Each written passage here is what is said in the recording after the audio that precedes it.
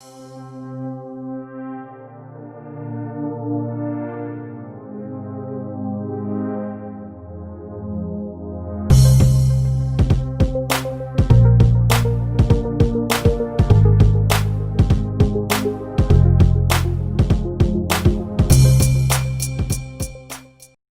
and welcome back to Redirecting.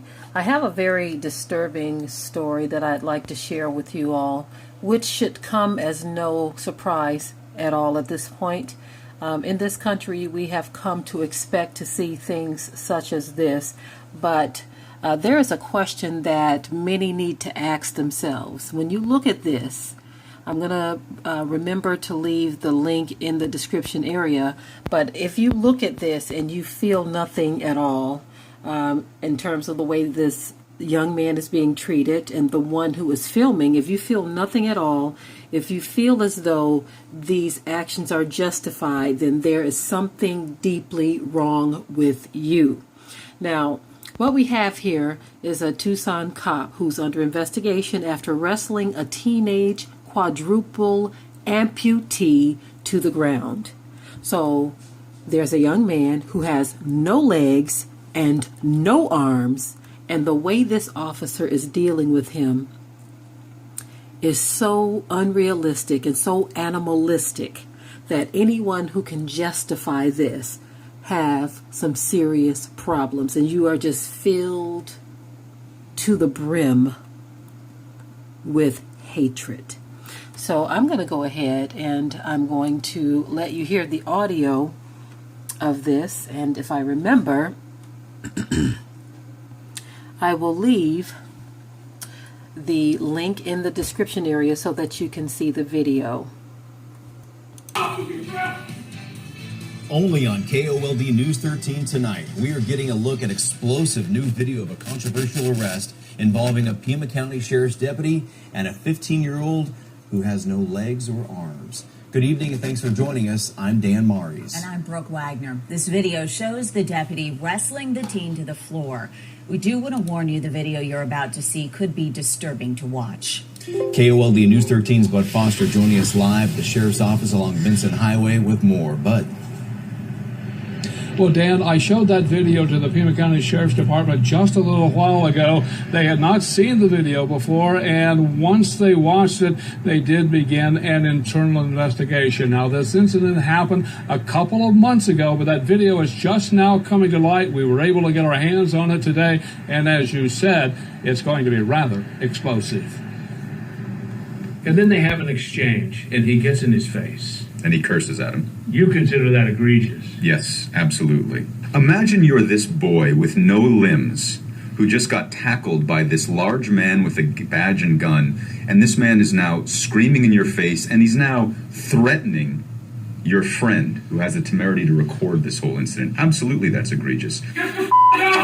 The 8-minute video begins with a deputy on top of the 15-year-old boy, wrestling him to the floor with shouting and swearing. Later, it also shows that same deputy arrests the 16-year-old boy who shot most of the video. He's eating the bowl of cereal. He puts the bowl of cereal down. He puts his hand behind his back, and now the deputy's going to slam his head into the wall. And he's completely restrained at this point and is not trying to resist arrest. It doesn't look like he's doing anything. Just for good measure, let's slam his head into the wall. We watched the video with the public defender, Joel Feynman, and with his chief assistant, Megan Page, in their office. I would be horrified if an officer treated my children this way, and these kids are already in the traumatic situation of being in DCS custody, and they're not even in a stable home environment. So I think it's absolutely horrific. We showed the video to the Pima County Sheriff's Department Internal Affairs late this afternoon, which would not allow us to tape that. It was the first time the department had seen the video. It was not aware that it even existed, and as would be expected, they were non-committal. It's difficult to really predict, but obviously there are a number of outcomes that could occur following an internal affairs investigation. Meantime, the public defender's office says it's rare that videos such as this make daylight. Usually they get buried, so when one does see sunshine, it's a rare teaching moment. Men with badges and guns should not be acting this way, and that men and women who do act this way should not have badges and guns. Now, those two teenagers were arrested. They were taken to juvenile jail and booked for disorderly conduct. That case right now is being prosecuted by the Pima County Attorney's Office. Now, I'm going to talk to one of those young boys tomorrow. They're in school, so we have to sort of work around that. And the Pima County Sheriff's Office told us late this afternoon that that internal investigation would probably take a couple of weeks. Dan, Brooke? And Bud, you mentioned that you could not film us watching their reaction there with the Sheriff's Department as they watched that video for the first time, but you were in the room, correct?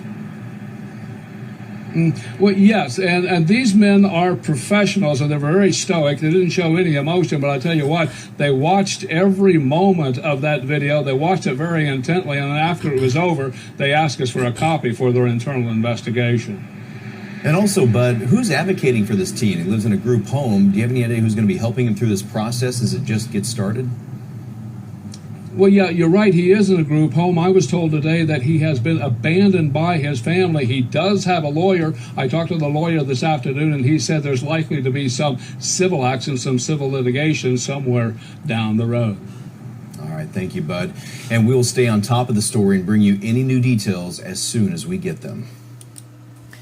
Okay, family, I'm going to try to get through this video and just talk about the issue at hand. Earlier today, when I first saw this, I had a hard time dealing with the fact that his family abandoned him. You see him, he's a black young man with no arms and no legs. And so that's me. I had to get through that part of it. Yeah, help your people. That's all I can say in regards to that. And as far as the family abandoning him, when I look at his situation with no arms and no legs, not providing any excuse for them, but not knowing the circumstances, they probably couldn't afford to care for him, or they didn't have the means, or they were probably struggling or poor. There could be a number of different things going on with that, but that still doesn't resolve for that young man the fact that he was abandoned by his family. That's a whole other layer. Whatever their circumstances were, we don't know, so it's kind of hard to say how to feel about that.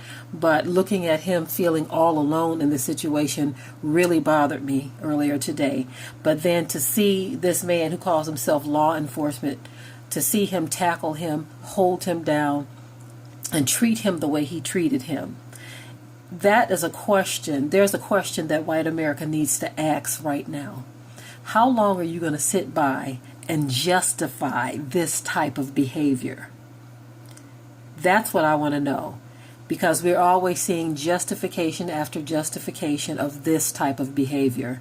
Always saying, well, we don't know what happened in the minutes leading up to when the video started. We're always hearing this type of garbage, as if the boy with the no arms and no legs could do anything. You see, and we saw very clearly that the boy with the camera, he had a bowl of cereal and a camera, so he obviously wasn't any type of threat. So how can you justify this cowardly behavior towards this young man who he can't help himself? No legs, no arms. What is your justification? The only type of person who could bring justification for this action would be someone who is a bona fide reprobate, someone who will never connect to the truth. Now, as for my people, this is yet another wake-up call, that there is no regard for the old or the young, and you see in this case, not even the handicapped, not even a person who is obviously, very clearly helpless. You cannot use the defense that you feared for your life in this case. So what is your cotton-picking excuse now? Now, of course, I can't say cotton-picking for them. That was a terminology my mother used to use years ago. But cotton-picking isn't something that they did. That was something that they made us do. But you know what I'm trying to say here. I don't want to use any strong words, so cotton-picking was the quickest thing that came to mind when I thought of this. But the act from this man, he needs to be fired. He does not need to be in that position, if this is how he deals with someone who doesn't have arms or legs. That is such a cowardly move. I don't see how a person like that could sleep at night. But again, for our people, this is yet another wake-up call. We are in the land of our captivity. This was all prophesied. We are seeing prophecy unfolding. Some of you don't believe it, but it is what it is. It is time for us to wake up and repent, so that the Most High can turn his eyes towards us again. Because right now, as a whole, he has turned his back because our people refuse to do what is right. And with that, family, I will say shalom. Be sure to ring the bell to be notified of new uploads on this channel, and also comment, share, like, and subscribe.